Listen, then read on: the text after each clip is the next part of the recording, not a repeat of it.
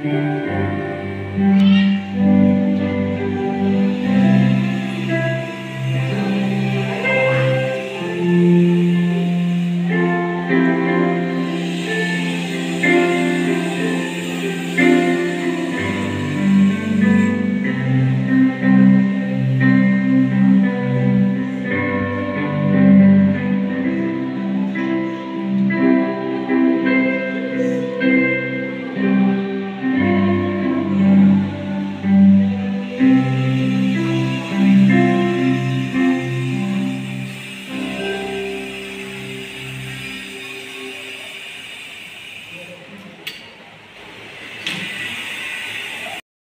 lo, di sadu dore tado yua, ya tasi rupa, ta pali sosini, ya kedu keto lo yi, ya aku tu lagi bakado tepu, atabu taba, ta pita masiko, ya saya ini talo baya tu ni lo, lui, ya saya sukria o, dah hisiko jamabu, ya kribamu tado tole tawa ni lo. Yeah, the class tala chico tabatanya go. Oi masa.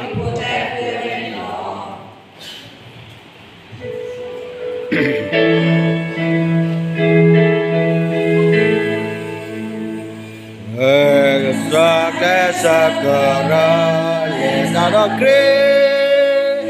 Ekakasa omutika sunya dokri. Ya kwai pokopo mo pada budak sidutena oleh sadokri kome puasa tapi ya bayar tak tetemi oleh sunya dokri kreka sana Isemu bayata malapwe ya salonona.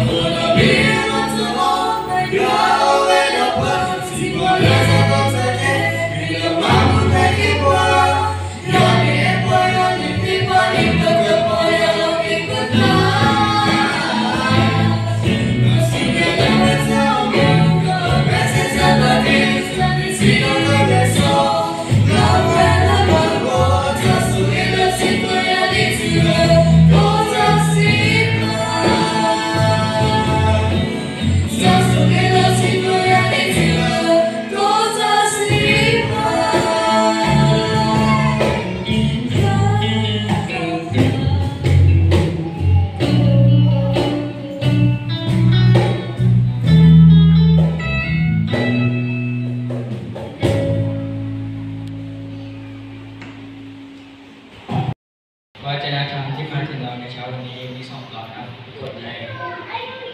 สันเดโกบทที่3ข้อที่18แต่ขอท่านทั้งหลายจงเจริญขึ้นในพระคุณและในความรู้เกี่ยวกับพระเยซูคริสต์องค์พระผู้เป็นเจ้าและพระผู้ช่วยรอด